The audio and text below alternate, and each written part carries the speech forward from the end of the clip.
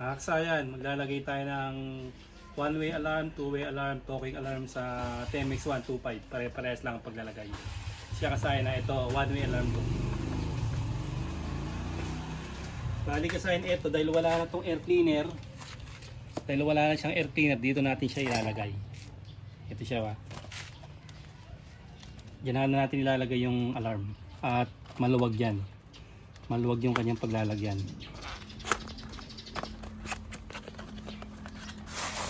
Ito siya.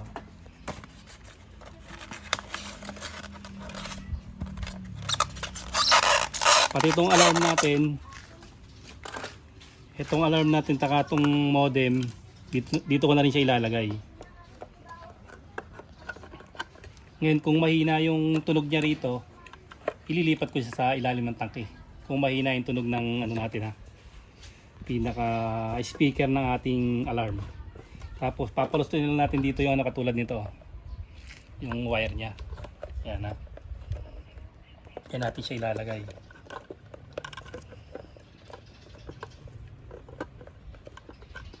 Yan yung ano natin ha, para maiporma natin siya. Yan. Nandiyan na yung alarm na maluwag pa yan.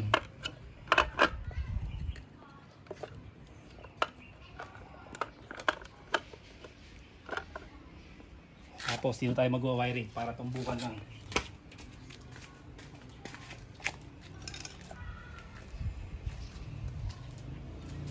Dito tayo maglalagay ng wire. Kukunin na natin dito lahat ng wire, tapos dito. Ito yung ano niya, yung kanyang kill switch, yung patay ng ating motor para iwas nakaw. Ibiyakin muna namin to, tapos babalikan namin kayo. Yan siya kasaya, nabuksan na natin ano. Ito. Pwede mo natin tanggalin to para mas maluwag tayo. Tapos babalik na lang natin mamaya pag tinakpan na natin ang tape. Para lumabas na yung mga kulay na hanapin natin. Ito siya ba? Unahin muna natin yung yung signal light. Kahit magkabaligtaran tong dalawang dilaw, orange at light blue. Pero pag talking alarm, hindi siya pwede magkabaligtaran. Chain lang natin ha.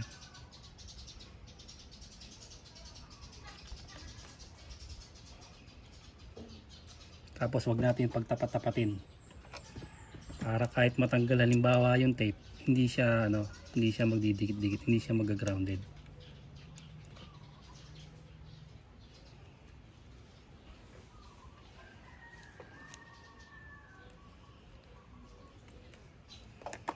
Yung dilaw, orange o light blue paglalagyan. Medyo abaan nyo na lang yung nyo ha. Pag kayo pala mag-o-order, sabihin nyo kay seller yung white yung niya. White yung kanyang wire. Yung harness ng alarm. Para siguradong tatagal ng ilang taon.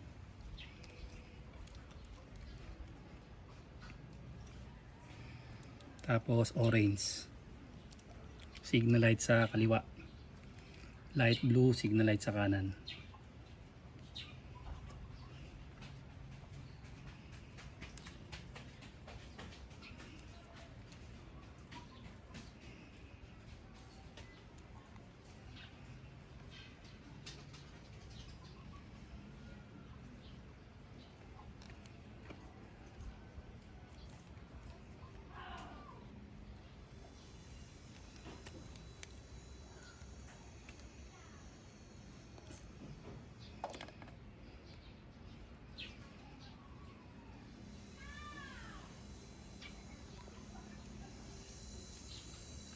Ito kasi hindi kagad na nagpupulbos.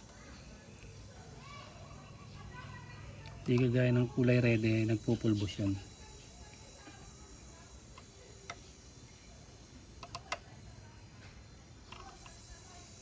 Para hindi madala yung magkakabit ng alarm at yung gagamitin na wire. Ito mamaya na natin na panguli natin yung pink at saka yung gray.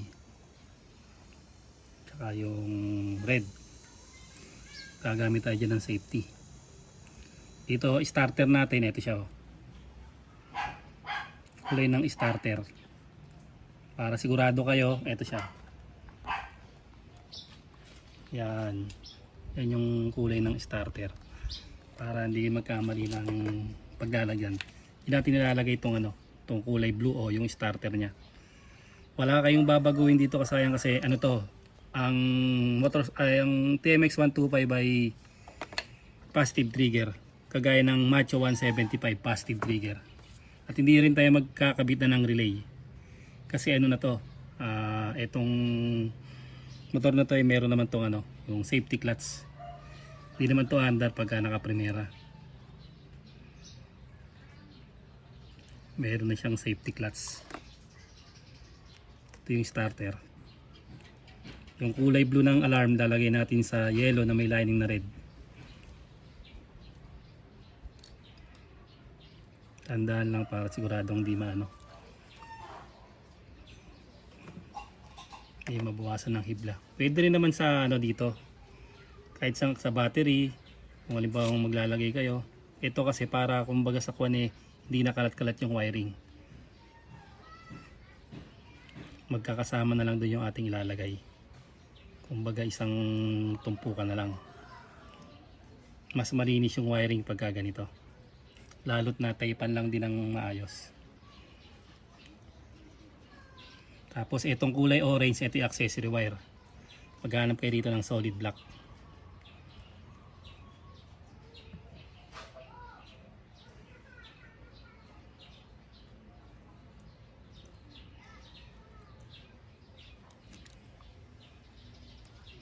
Pag di kayo kumbinsido, pwede yung gamitan ng test light.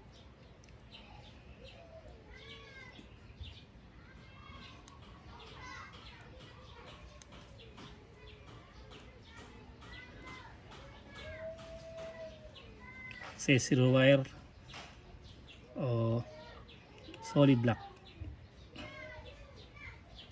Medyo makunat ah.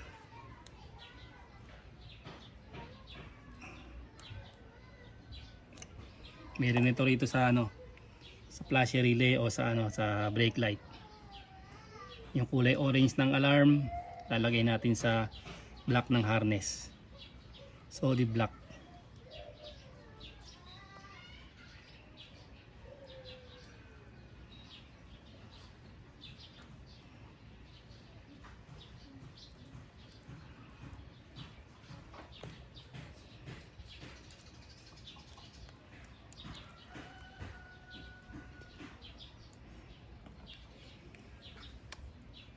Tapos, yung solid black naman ito naman yung ano, negative natin. Maghahanap naman tayo ng solid green. Solid green naman ang ating ilalagay.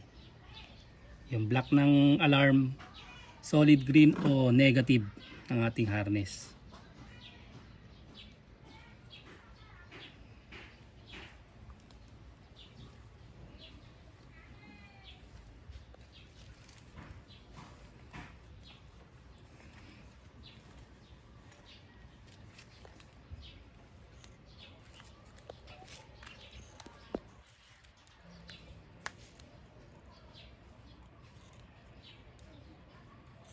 Ulat.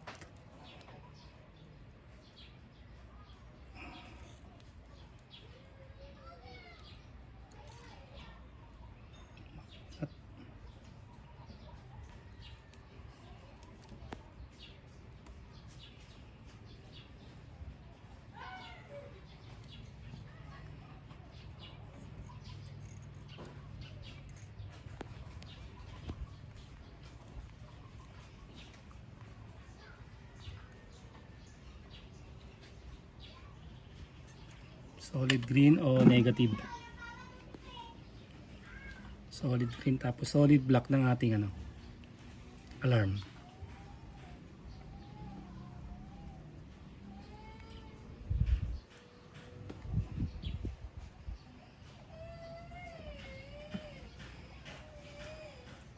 Okay, tapos itong ating red,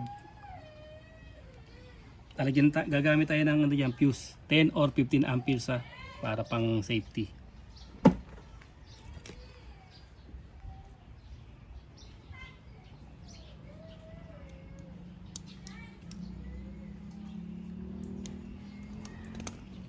Ating red or positive.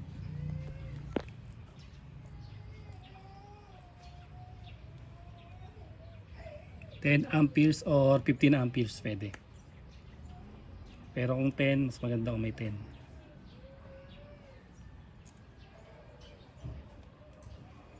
Pwede rin naman diretso nyo na rito. Pwedeng walang fuse. Pero mas maganda kasi may fuse pang safety.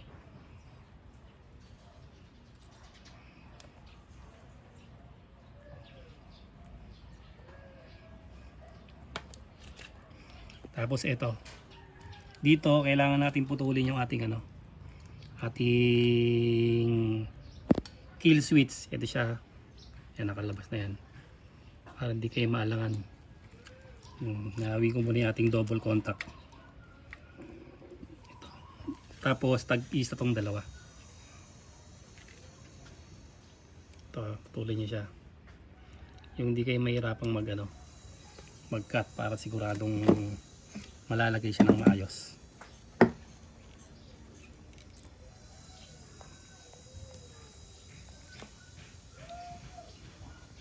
Ngayon kasayan, kung halimbawa mag-convert naman kayo ng 4-pin CDI, ang gagawin niyo naman, ilipat nyo lang sa pulser o blue white. Yan. Dito sa may pwede rito, pwede ron sa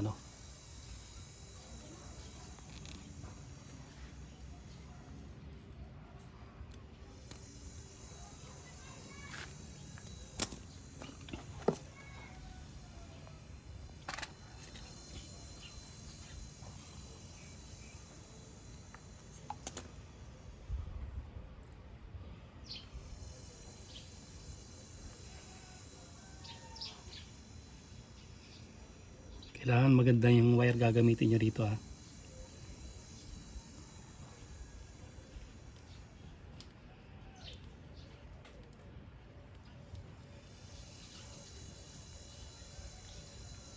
Yan, huwag yung ganito. Ito yun, yung mga din ng alarm. Sabihin nyo lang sa seller na kulay white yung harness nya.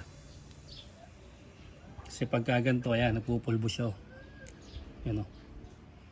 Kaya na mangyayari, mapapansin nyo, maglolo ko na lang yung alarm nyo. Kaya marami nadadala na magpakabit ng alarm. Kasi habang nananakbo, kusang namamatay yung motor o kusang bumubusina yung nag-iingay siya. Kaya dapat yung gantong wire para sigurado.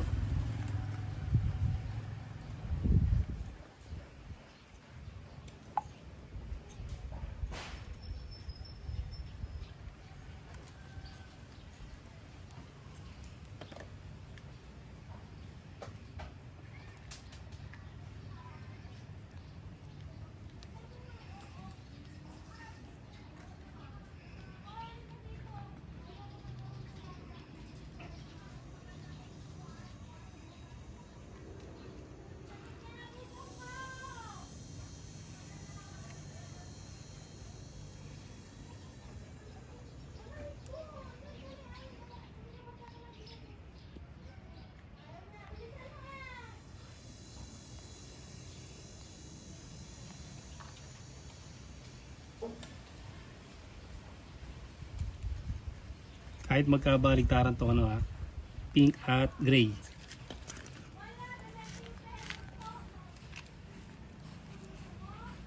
Pag nailagay nyo na lahat, testing muna bago natin tatakpan ng maayos.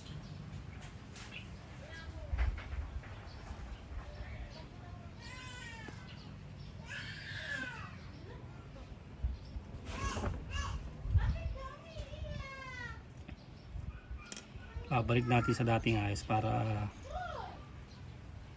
parang stock pa rin.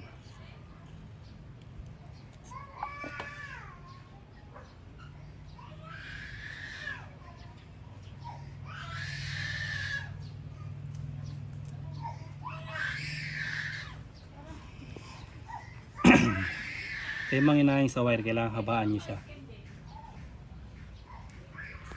Habaan nyo para kapit na kapit yung wire, iwas hatak. Tsaka mas maganda yung contact. Kung mahihinang nyo nga, mas maganda. Kung mahihinang siya, mas matindi ang ano. Ayan siya. Tapos testing nyo na siya. Pwede na siya testing bago talupan. Kahit alin sa dalawa, kailangan mag-react na yung ating ano. Okay. So, talupan muna natin, babalikan namin kayo. Ito na kasi na, ibalik na natin sa dati oh. Parang walang nangyari lang sa pag-wire natin. Tapos nasa loob, testing muna natin na kung mahina, lilipat na lang natin yung ano. Lilipat na lang natin sa ano, sa ating labas, sa pati. Sa ilalim ng pati, sakaling mahina.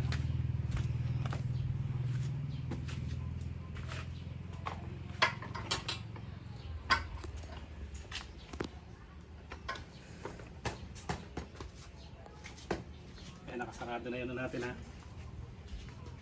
Testing. Medyo mahina nga. Start, dalawang pindot. Tsaka sa'yo na. Tignan nyo ha. Start, dalawang pindot. Para makita. Dito ka sa kanila para makita nila. Pag start natin ng dalawang pindot, mapapansin nyo mabubuhay lang siya. Kaya kahit wala na siyang relay, okay lang siya. Kasi mabubuhay lang naman, di siya aandar. Pagka naka-neutral na siya, saka lang siya aandar. Pero wala tayong relay ha.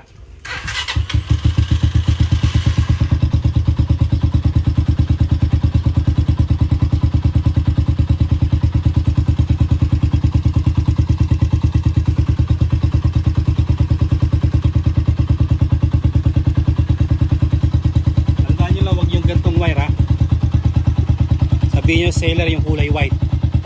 Kasi pag ito, mabilis lang masira yung alarm nyo o magloloko yung alarm nyo pag ganito yung nailagay nyo. Ngayon kasahin, ito yung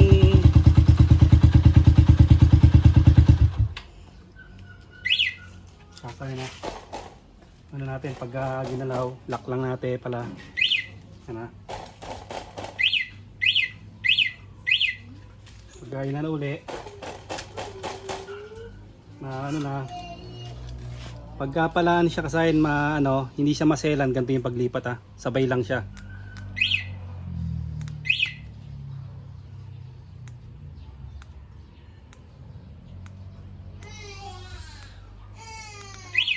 Kasi meron din siyang silent mode eh.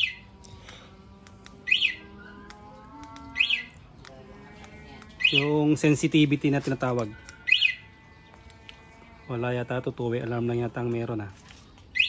Ito yung alarm niya, mag-a-alarm na kagad siya pag pinindot nyo to. May nangingailaman yan na kagad ang pindutin nyo. Kailangan lang dyan, condition lagi yung ating battery ha.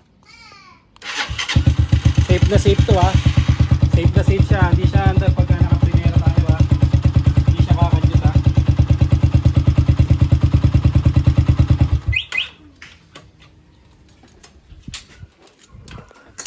Mabubuhay lang siya pagka naka-primera hanggang quinta. Kaya hindi siya under. Pag gaganto, kailangan natin ito ng delay.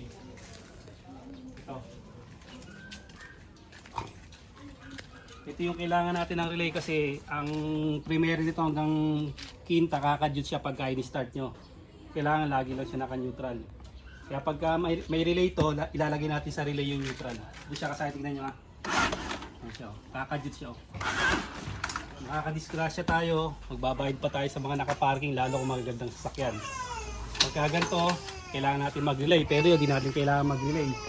Kagaya siya ng mga YTX, meron siya mga tsaka yung Motorstar na LED na yung headlight. Meron na siyang tinatawag na safety clutch. Ayan siya.